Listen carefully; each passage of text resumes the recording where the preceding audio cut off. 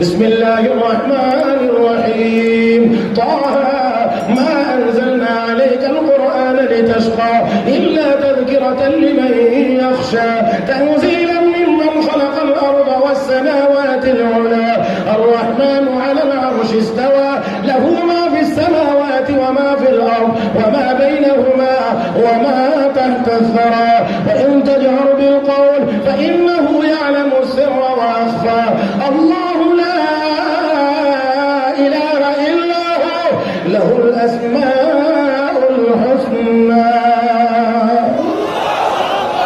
تلاوات করে করে হযরত ওমর যখন গেলেন ইন্নানি আনা আল্লাহ লা ইলাহা ইল্লা আনা ওমর ঘুমায় আবার পড়েন ইন্নানি আনা আল্লাহ লা ইলাহা ইল্লা আনা ইন্নানি আনা আল্লাহ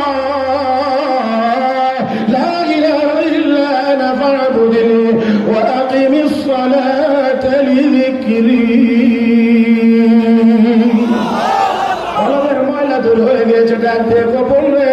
আমাকে তোমার নবীর কাছে নিয়ে যাও আমিও কালেমা পড়ে মুসলমান হয়ে যাব তাহলে বোঝা গেল শিক্ষিত মানুষ ছিল কিন্তু তাদের এই শিক্ষা তাদেরকে হত্যা থেকে ফিরাইতে পারে নাই সুদ খাওয়া থেকে বিরত রাখতে পারে নাই ঘুষ খাওয়া থেকে বিরত রাখতে পারে নাই মদ খাওয়া থেকে বিরত রাখতে পারে নাই মানুষ খুন করা থেকে বিরত রাখতে পারে নাই জিনা ব্যভিচার থেকে বিরত রাখতে পারে নাই মদ পান করা থেকে বিরত রাখতে পারে নাই এই জন্য শিক্ষিত হওয়ার পরেও তাদেরকে মূর্খ বলা হয় মূর্খতার যুগ বলা হয় হাজারো শিক্ষিত হওয়ার পরে যদি অন্যায়ভাবে দেশের সম্পদ লুট করে কানাডায় নিয়ে বেতন করা তৈরি করে হাজার সার্টিফিকেট থাকলেও আমিও তাকে বলবো সে একটা মূর্খতার কিছু হতে পারে না নবী আমরা বলবো কাফের কেউ যদি বলে নবী আমরা বলবো কাফের অতএব গোলাম মোহাম্মদ কাদিয়ানী সন্দেহ কেউ নবী দাবি করলে দলিল সবার অনুমতি নেই এরকম লাগবে কেউ যদি কিয়ামত পর্যন্ত কেউ যদি নবুয়তের দাবি করে উম্মতের জন্য তাকে গিয়ে বলারও অনুমতি নেই তুমি যে নবী দলিল কি তারপর তো দলিল দিতে বললাম মানবেন এই সুযোগও নেই আমাদের কাছে ما كان محمد أبا أحد من رجالكم ولكن رسول الله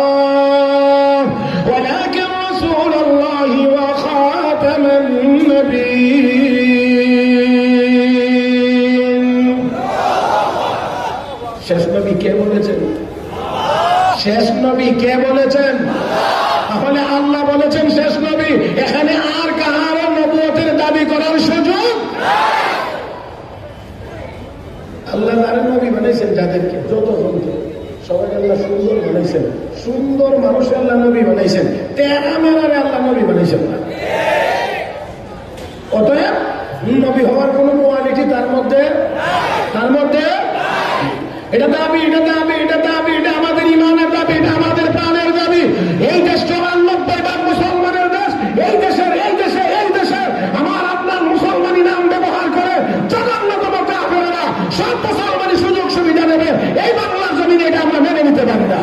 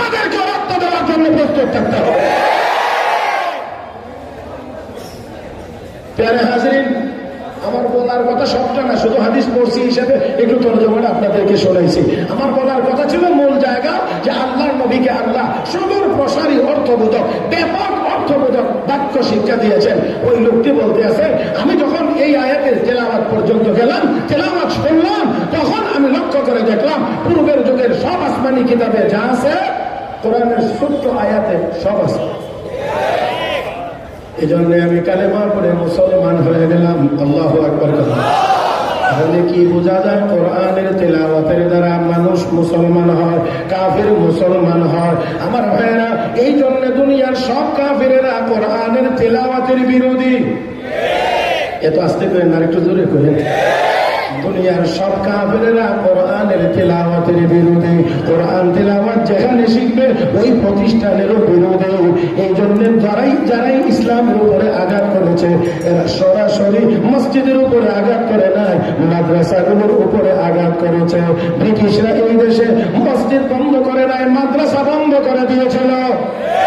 কেন বন্ধ করে দিয়েছিল? মাদ্রাসা যদি বন্ধ হয়ে যায় মসজিদ বন্ধ করা লাগে না, অটোমেটিক্যালি বন্ধ হয়ে যায়।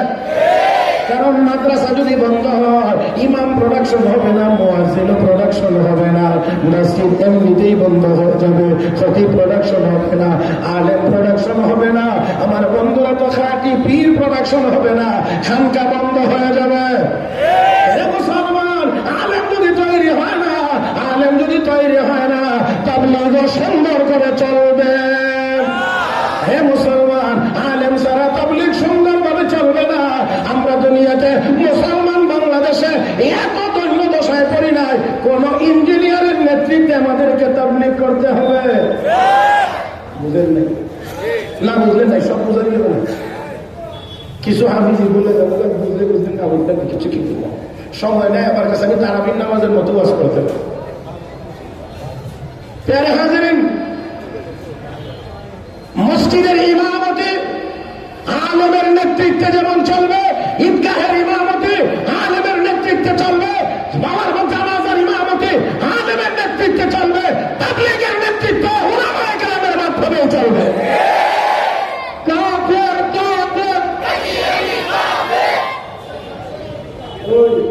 মুখস্থ তাকবীর দিলে হইতো না। আমার দিক প্যারে হাজিরিন, তাই আমরা চাই তাবলীগ চলবে। জোরে গান, জোরে। ইঞ্জিনিয়ারের নেতৃত্বে, জোরে বলেন, না আলেমের নেতৃত্বে। আল্লাহ আমাদেরকে কথা বুঝার তৌফিক দান করুন। মুফতি কালেমা পড়ে মুসলমান বলার কথা ছিল, এতে করে বোঝা যায় কোরআনের তেলাওয়াত শুনলে কাফের বেঈমান মুসলমান হয়। জোরে বলেন, কাফের বেঈমান মুসলমান হয়। কোরআনের তেলাওয়াতের দ্বারা ঈমান মজবুত হয়, ঈমান মজবুত হয়। এই জন্য সব ষড়যন্ত্রকারীরাই মাদ্রাসার বিরুদ্ধে ষড়যন্ত্র করে, মাদ্রাসা বন্ধের কথা বলে, মাদ্রাসাকে হুমকি দেয়। আমার বন্ধুরা, তবে কথা হলো কোরআন যেহেতু নাযিল করেছেন আল্লাহ, হেফাজত করবেন আল্লাহ, আর আল্লাহ তাকে হেফাজত করেন, ধ্বংস করার ক্ষমতা কাহার? এই জন্য ধ্বংস যারা করতে গেছে অতীতে তারাই ধ্বংস হয়েছে, হইতেছে, হইতে থাকবে। রাসূলের সাহাবী হযরত তুফাইল ইবনে আমর রাদিয়াল্লাহু তাআলা মক্কার কাফের বেঈমানরা বলেছিল, ও তুফাইল, তুমি হয়তো জানো না আমাদের মক্কাতে একজন লোক, তার নাম মুহাম্মদ সাল্লাল্লাহু আলাইহি ওয়াসাল্লাম, নিজেকে নবুয়তের দাবি করে, নবী দাবি করে, এক আল্লাহর দাওয়াত দেয়, কোরআন নামে কি জানি একটা তেলাওয়াত করে শোনায়। হয় আমাদের সমাজের অনেক মানুষ এই তেলাওয়াত শুনে বিধর্মী হয়ে যাইতেছে। কি হয়ে যাইতেছে? মুসলমান হয়ে লেগো বিধর্মী হয়ে যাইতেছে। সাবধান, তুমি কিন্তু তার কাছে যায় না। তো তুফাইল ইবনে আমরের বাড়ি মক্কার বাহিরে। বললেন, না না না, আমি যাব না, তেলাওয়াত শুনবো না। তুফাইল, তুমি ইচ্ছা করে যাইবে না, শুনবে না, অনিচ্ছায় যদি তোমার কানে আওয়াজ চলে আসে তখন কি করবা?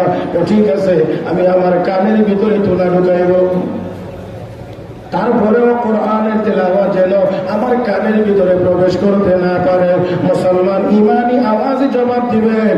তোলা ঢুকাইলে, কানের ভিতরে তোলা ঢুকাইলে আমার আল্লাহ যদি চান তাহলে তোলার ভিতরেও আওয়াজ পৌঁছাইতে পারবেন কি পারবেন না? মুসলমান, আরো যদি কঠিন হয় পারবেন কি পারবেন না?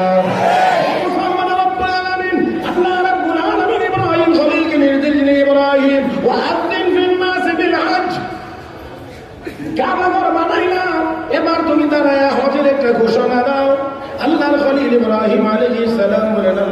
ঘোষণা দেবো, কথা ঠিক আছে। আমার এই ঘোষণা কে শুনবে? এখানে কোনো বাড়ি নাই, ঘর নাই, গ্রাম নাই, কোনো শহর বন্দর কিছুই নাই। কে শুনবে আমার এই ঘোষণা? আল্লাহ রাব্বুল আলামিন বলেন, পয়গম্বর, ঘোষণা দেওয়া তোমার কাজ, শোনানোটা আমার কাজ। ঘোষণা দেওয়াটা তোমার কাজ, শোনানো আমার কাজ। ইব্রাহিম নবী আবার দাঁড়াইলেন, ঘোষণা দিলেন, ইয়া আইয়ুহান নাস আদুমু ইলাল হজ, হে দুনিয়ার মানুষ, তোমরা হজের দিকে আসো। ইব্রাহিম নবী কোনো মাইক ব্যবহার করেন নাই, কোনো মোবাইল ব্যবহার করেন নাই। আমার আল্লাহ ইব্রাহিম খলিলের এই আওয়াজ সারা দুনিয়ার সকল মানুষের কানে, মায়ের গর্ভবতী সন্তান তাদের কানে, রূহের জগতে যত রূহ এখনো জমা আছে তাদের কান পর্যন্ত আল্লাহ এই ঘোষণার আওয়াজ পৌঁছায় দিয়েছে। দুনিয়ার মানুষের একজন মানুষের আওয়াজ যদি আল্লাহ সেই রূহের জগতে রূহের কানে পৌঁছায় দিতে পারেন, তোলার ভিতরে পৌঁছানোর মতো ক্ষমতা নাই। তার ভিতরে আওয়াজ পৌঁছানোর মতো ক্ষমতা নাই। আছে আছে আছে আমার ভাইয়েরা রে, আমার বন্ধুরা, আমরা বুঝি না আমাদের আকাবির, আমাদের মুরব্বীরা, আমাদের পূর্বপুরুষেরা, ও ভাইয়েরা, তারা তাদের মধ্যে আল্লাহ রাব্বুল আলামিন কি জিনিস দান করেছিলেন। আমিরুল মুমিনিন হযরত ওমর ফারুক রাদিয়াল্লাহু তাআলা আনহু মসজিদে নববীর মিম্বরে দাঁড়িয়ে ইয়া সারিয়াত ওয়াল জাবাল বলেছিলেন। আওয়াজ আল্লাহ হাজার মাইল দূরে পৌঁছায় দিয়েছিলেন। আর একটু জোরে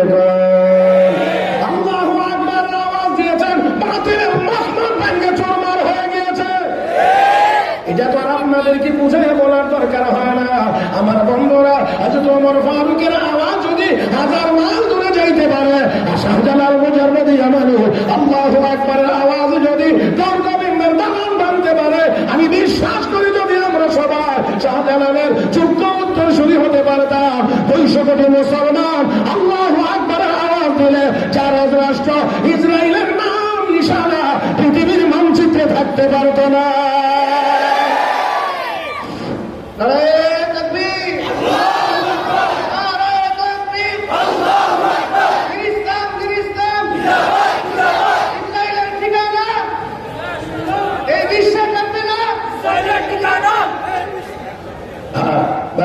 বাস এখানে আল্লাহু আকবারের আওয়াজটাই আর একটু বড় হোক। আল্লাহ বড়, আল্লাহ মহান, আল্লাহর নামের আওয়াজটাও হোক মহান, যাতে করে শয়তান অন্তত পক্ষে এই বর্ডারটা পার হয়ে ইন্ডিয়া গিয়ে নরেন্দ্র মোদীর কান্দে উঠে বসে থাকে।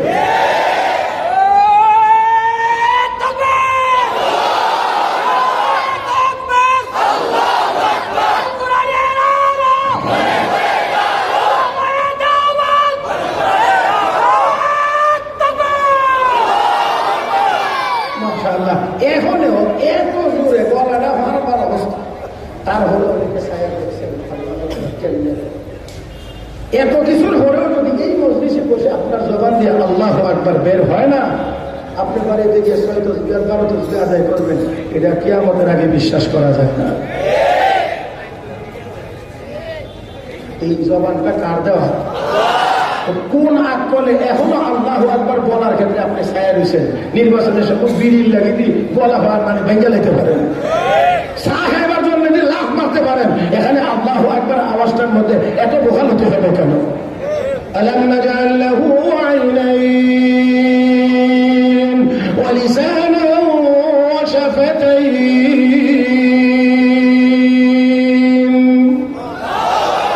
বলেন এবার জবান কার দেওয়া? আওয়াজ ক্ষমতা, ক্ষমতা শরীরের ক্ষমতা কার দেওয়া? কথা বলার যোগ্যতাটা কার দেওয়া? তাহলে আল্লাহর নামের আওয়াজ হবে আস্তে না জোরে? কে কে বলবেন না? হাত তোলেন। এরা বলবে না, আল্লাহ বাঁচাইছে। আমি একবার জিজ্ঞেসিলাম দুজকে যাইতে কে কে রাজি, 3 জনে হাত করছে। দয়া করে খেয়াল করতে হবে, খেয়াল করতে হবে। আল্লাহু আকবার বলবেন সবাই, ওসে না জোরে কোন বলবেন? রেডি রেডি, আস্তে না জোরে।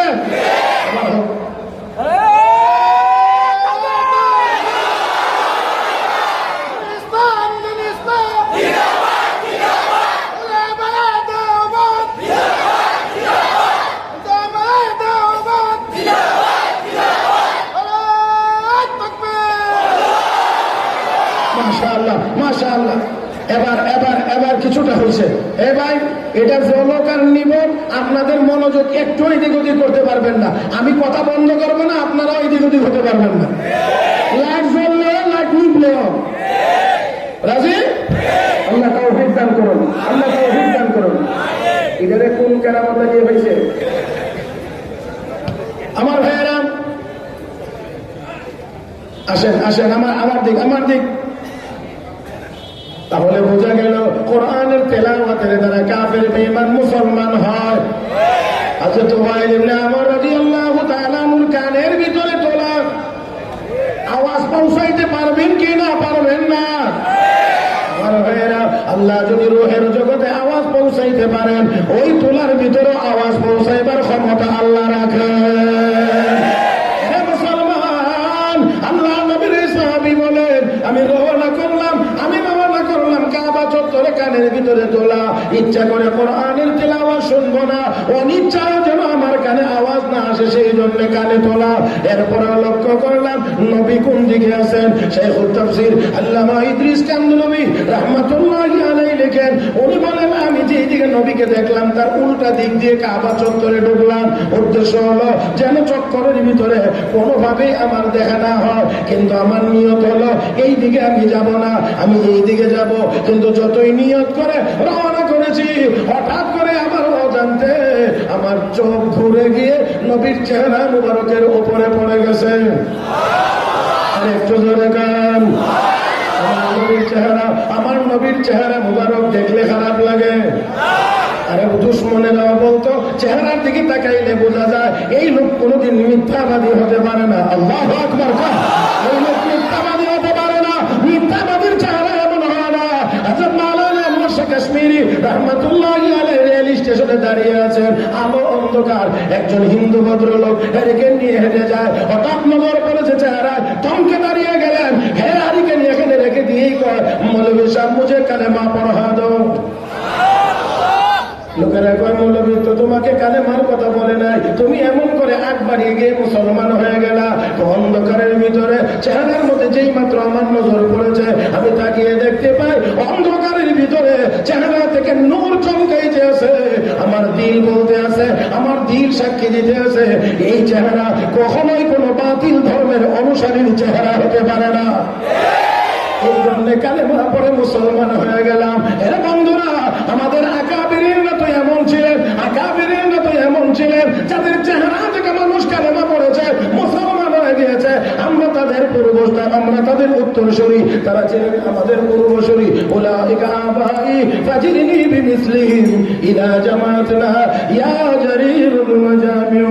তারা আমাদের পূর্বপুরুষ, এমন নমুনা আর দেখানো সম্ভব হবে না। এদের মতো মানুষ আমার ভাইরা, আমার বন্ধুরা, আনোয়ার শেখ কাশ্মীরি চলে গেছে, আরেক আনোয়ার শেখ কাশ্মীরির জন্ম হয় নাই।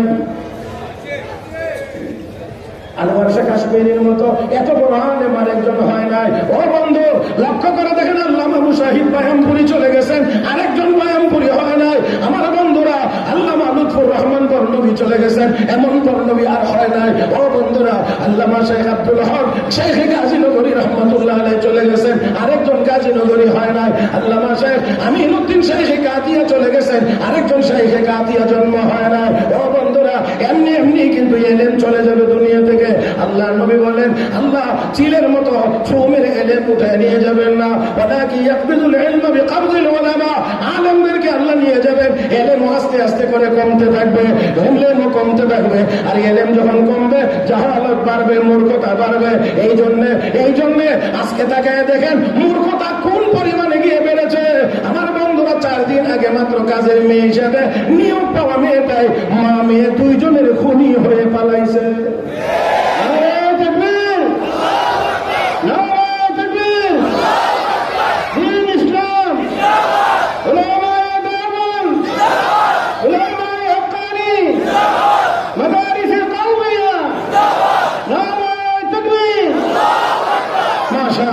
এবার যেমন বড় মানুষ, স্লোগানও বড়, বড় বড়, সুন্দর, বড় চমৎকার। এখানে আরেকটু আওয়াজ বড় হতে পারে, যেরকম ঠিক কিনা, আরেকটু বলিষ্ঠ আওয়াজ হওয়া লাগবে। আমার ভাইয়েরা, আমার হাতে একেবারে সময় কম, আমি কোনটা কম আর কোনটা না এখন ঠিক করতাম পারতেছি না, মাফ করে দেন আল্লাহ রাস্তে। তবে বুখারী শরীফের একখান হাদিস আপনাদেরকে শোনাই। قال رسول الله صلى الله عليه وسلم إن بين يدي الساعة لأياما ينزل فيها الجهل ويرفع العلم ويكثر الهرج والهرج القتل। আল্লাহ নবী বলেন, উম্মত, কিয়ামতের আগে এমন একটা সময় আসবে সব জায়গায় মূর্খতা ছেয়ে যাবে। আল্লাহ সবাই বুঝে আসবে না, অনেকেই ভিতরে কুসুল করতেছে আর আপনার দেশে আমাদের দেশের শিক্ষিতর হাত বাড়তেছে, উনি কথা বলে পারে। ও বন্ধু, যেই শিক্ষায় শিক্ষিত হয়ে যেই মানুষটি শিক্ষিত হয়ে বড় চোর হয়, যে মানুষটি শিক্ষিত হয়ে বড় ডাকাত হয়, যে মানুষটি শিক্ষিত হয়ে ব্যাংক লুট করে, যে মানুষটি শিক্ষিত হয়ে বড় দুর্নীতিবাজ হয়, এটা কোন শিক্ষা হইতে পারে না।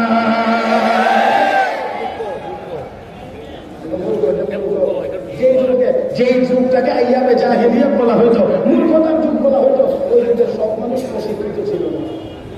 ওই যুগের সব মানুষ অশিক্ষিত ছিল না, অশিক্ষিত মানুষ ছিল, বড় বড় কবি ছিল, দার্শনিক ছিল, তাদের রচনা, তাদের প্রবন্ধ, তাদের শের আশা ওইটা বুঝবার মতো যোগ্যতা আমরা নাই। হযরত আলী হুদায়বিয়ার সন্ধি লিখক ছিলেন, হযরত আলী হুদায়বিয়ার সন্ধি লিখক ছিলেন, তাহলে বোঝা গেল তারা শিক্ষিত মানুষ ছিল। নবীর ওহী নাযিল হতো নবীর উপরে, লিখবার জন্য সাহাবী ছিলেন অন্তত 20 জন, তারা ওহী লিখতেন।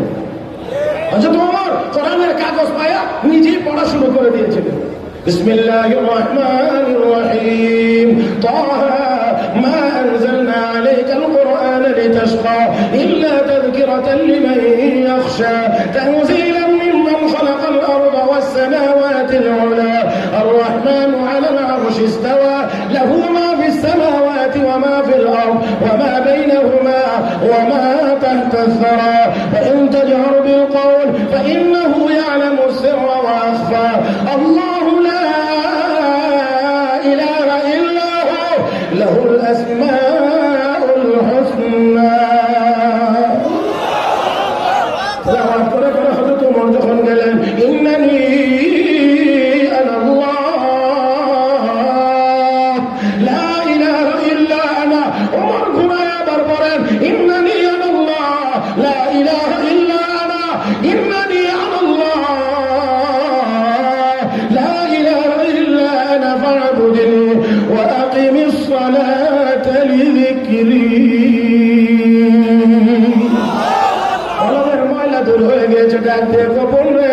আমাকে তোমার নবীর কাছে নিয়ে যাও, আমিও কালেমা পড়ে মুসলমান হয়ে যাব। তাহলে বোঝা গেল শিক্ষিত মানুষ ছিল, কিন্তু তাদের এই শিক্ষা তাদেরকে হত্যা থেকে ফিরাইতে পারে নাই, সুদ খাওয়া থেকে বিরত রাখতে পারে নাই, ঘুষ খাওয়া থেকে বিরত রাখতে পারে নাই, মদ খাওয়া থেকে বিরত রাখতে পারে নাই, মানুষ খুন করা থেকে বিরত রাখতে পারে নাই, জেনা ব্যভিচার থেকে বিরত রাখতে পারে নাই, মদ পান করা থেকে বিরত রাখতে পারে নাই। এই জন্য শিক্ষিত হওয়ার পরেও তাদেরকে মূর্খ বলা হয়, মূর্খতার যুগ বলা হয়। হাজারো শিক্ষিত হওয়ার পরে যদি অন্যায়ভাবে দেশের সম্পদ লুট করে কানাডায় নিয়ে বেতন করা তৈরি করে হাজার সার্টিফিকেট থাকলে আমিও তাকে বলবো সে আর একটা মূর্খ করার কিছু হতে পারে না।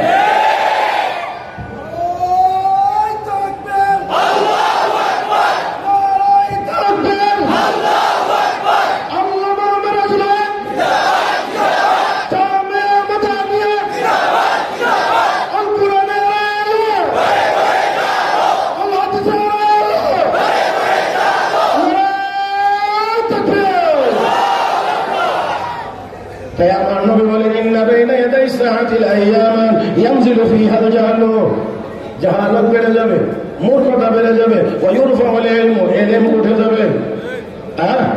ইলম উঠে যাবে। আমার ভাইয়েরা মাফ করে দিবেন, মাফ করে দিবেন, মাফ করে দিবেন, আমি ক্ষমা চেয়ে নিচ্ছি। অন্য সবার কথা বাদ দিলাম, যারা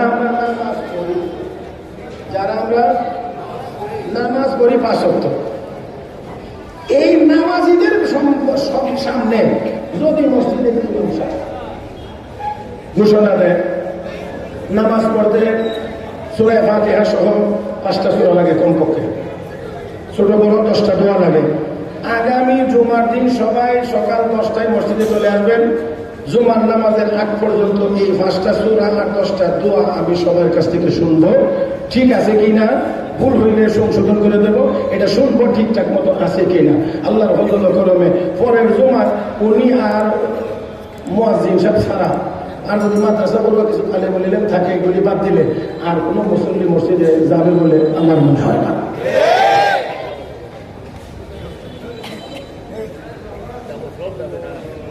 যে আমি আমি অধিকাংশের উপরে ভিত্তি করে বলছি, একেবারে একেবারে হাতে গোনা নগণ্য কিছু মানুষ হবে। আমি একেবারে নাই বলতে চাচ্ছি না, হাতে গোনা কয়েকজন মানুষ পাওয়া যাইতে পারে, আর না হলে অধিকাংশ এই জুম্মা। আল্লাহ আমাদেরকে হেফাজত করুন। আমার ভাইয়েরা, আমি যে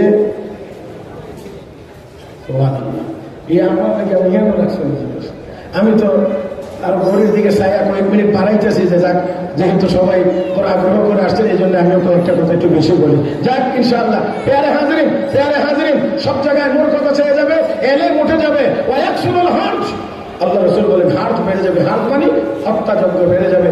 বাংলাদেশে, আমার মুসলমানের দেশে আশঙ্কাজনক হারে হত্যাযজ্ঞ বৃদ্ধি পাচ্ছে।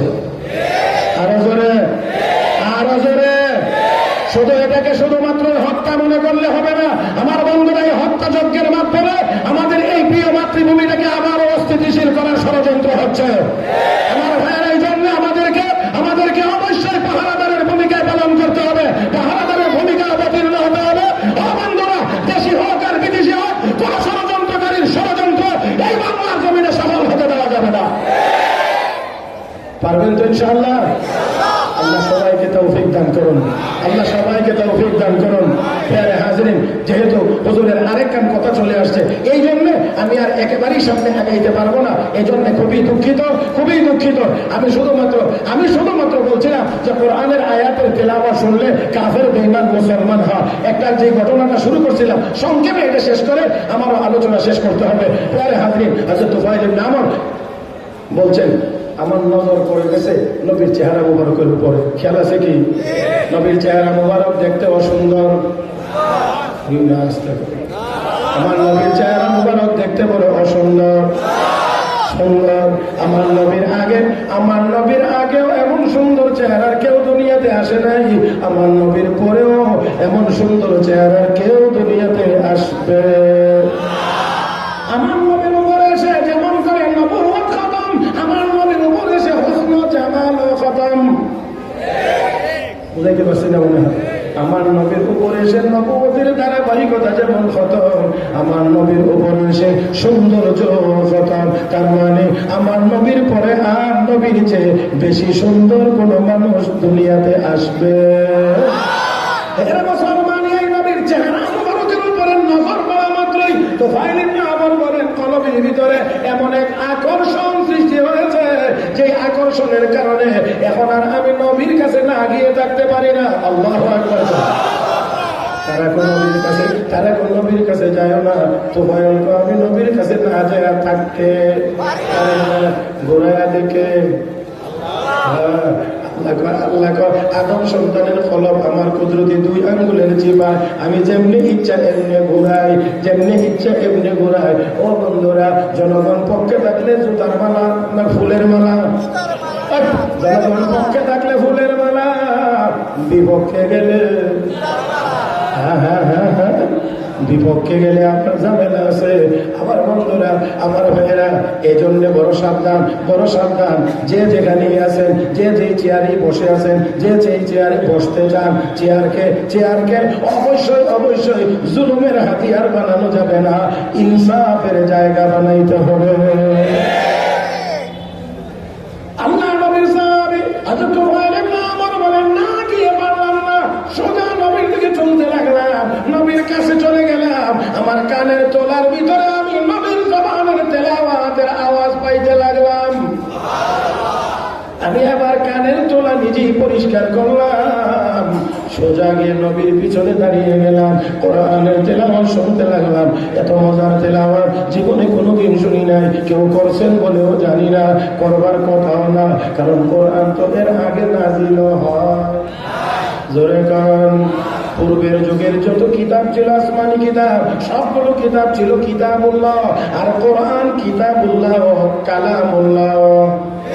ব্যবধান আছে। ও বন্ধুরা, আগের কিতাবগুলো শুধু কিতাবুল্লাহ, কোরআন কিতাবুল্লাহ ও কালামুল্লাহ।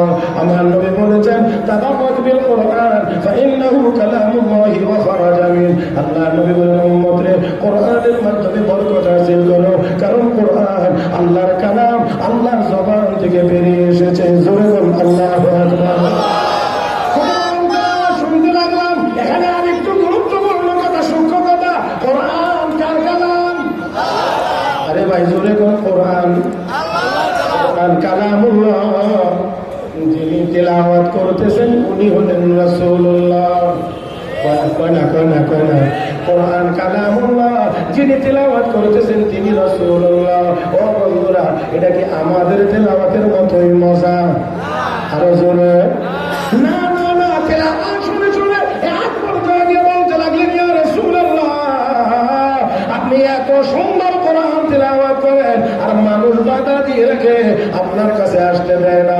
আমি এতক্ষণ শুনলাম এই কোরআন এত মজা, এত মজা, আর শুনে চিন্তা করে দেখলাম এটা দুনিয়ার কোনো মানুষের বানানো কালাম হতে পারে না, অবশ্যই এটা আল্লাহর কালাম। আপনিও সত্য নবী, ইসলাম ধর্ম সত্য ধর্ম। অতএব আর দেরি করতে চাই না, আমাকে কালেমা পড়াইয়া মুসলমান বানায় দেবেন। মুসলমান হয়ে গেলে আমার বন্ধুরা তাতে বোঝা যায় কোরআনের তেলাওয়াতের দ্বারা কাফের বেঈমান কি হয়? জোরে কর না, কি হয়? মুসলমানের ঈমান তাজা হয়। ওয়া ইযা তুলিয়াত আলাইহিম আয়াতুহু যাদাতুহুম ঈমানা। মুসলমানের ঈমান আরো তাজা হয়। ঈমান তাজা করার দরকার নাই না আছে? জোরে জোরে জোরে জোরে জোরে। মুসলমান তাহলে কোরআনের তেলাওয়াত লাগবে, কোরআনের তেলাওয়াতের দ্বারা ঈমান তাজা হয়। আল্লাহ নবী বলেছেন ইন্না হাদিল কুলুব তাসদাউ কামা ইয়াসদাউল হাদিদু ইযা আসাবাহুল মা। কিলা ওয়া মা জিলাউহা ইয়া রাসূলুল্লাহ? ক্বালা কাসরাতু যিকরিল মাউতি ওয়া তিলাওয়াতুল কুরআন। আমার নবী কয় তেলাওয়াতে কোরআনের দ্বারা কলবের জং দূর হয়, আল্লাহর মহব্বত কলবে বাড়ে। কোরআনের তেলাওয়াত নাই, এই জন্য আল্লাহর মহব্বত আমাদের কলবে কমে গেছে, যার কারণে আবুলের মতো ফাউলেরা আমার দেশে দাঁড়ায় আমার আল্লাহর বিরুদ্ধে কথা বলে। হ্যাঁ মুসলমান, কি মনে করেন আপনারা তাদেরকে আরো এমন ভাবে বলার সুযোগ দেওয়া উচিত? আরো বলার সুযোগ দেওয়া উচিত না না না। চলতে পারে না, চলতে পারে না। এমন শাস্তি তাদের নিশ্চিত করতে হবে যাতে করে আর কোনোদিন এমন কোন ফাউল কথা বলবার কোন সাহস আর কোন বাউলে করতে না পারে।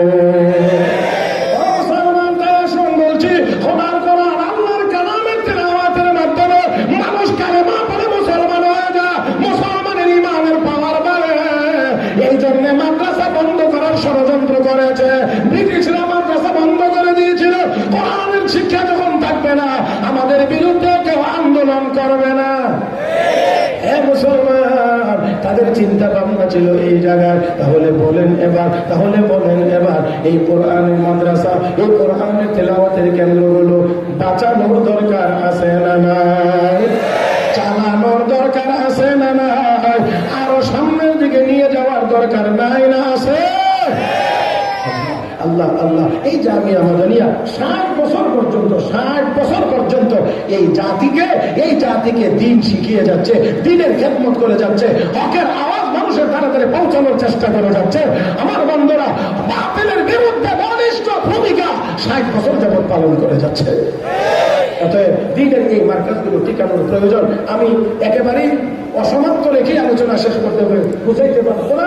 তারপরও শুধু এই জায়গা থেকে সে বলতে চাই এই মাদ্রাসাগুলো টিকাইতে হবে। যে যেখানে আছেন দাঁড়ানো হোক আর বসা হোক, আল্লাহর হস্তে আপনাদের কাছে বিনয়ের সাথে অনুরোধ করে বলছি, এই মুহূর্তে কেউ দাঁড়ানো থেকেও নড়বেন না, বসা থেকেও দয়া করে কেউ উঠবেন না। এখন যদি উঠতে চান, এর অর্থ হলো মাদ্রাসার কাজ সামনে এগিয়ে যাক, এই ব্যাপারে আপনার সহযোগিতা না করারই পরিকল্পনা। এই জন্য এখন উঠে যাচ্ছেন, দয়া করে উঠে মজলিস ভাঙবেন না, ক্ষতিগ্রস্ত করবেন না। আমি বেশি সময় নেব না, মাত্র হুকুম পালন করছি। সেজন্য এই ভরা মজলিসে আল্লাহর বান্দা 10,000 টাকা দিবেন। একটা মানুষ নবীর মহব্বতে, কোরআনের মহব্বতে, কোরআনের এই মার্কাজকে টিকিয়ে রাখার জন্য।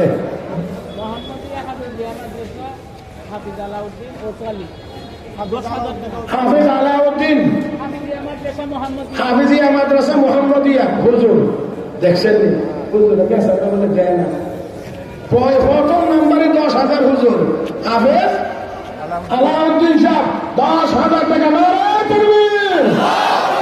আল্লাহ কবুল করে নাও, মঞ্জুর করে নাও, মনের সমস্ত নেক মাকসুদ পুরা করে দাও, হায়াতে তয়্যিবা নসিব করে দাও। আল্লাহ দিনের খাদেম হিসেবে কবুল মঞ্জুর করে নাও।